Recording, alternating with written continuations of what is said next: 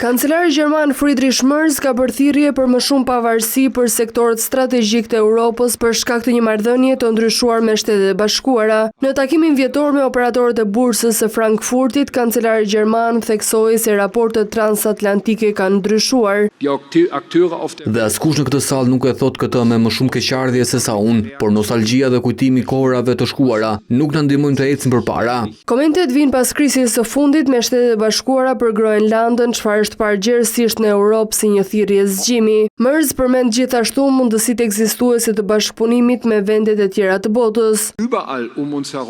Kudo përreth nesh ka shtete në zhvillim, kryesisht demokratike, me tregje në zgjerim që kërkojnë në mënyrë të qartë atë që ne europianët kemi për t'u ofruar, partneritete të bazuara në konsiderat dhe respekt të ndërsjellë dhe në kushtin e rregullave dhe besueshmërisë. Pikërisht ky parim, sipas kancelarit gjerman, do ta bëjë Europën më sovrane, më të lirë dhe më të begate ekonomikisht në një rend të ri botëror.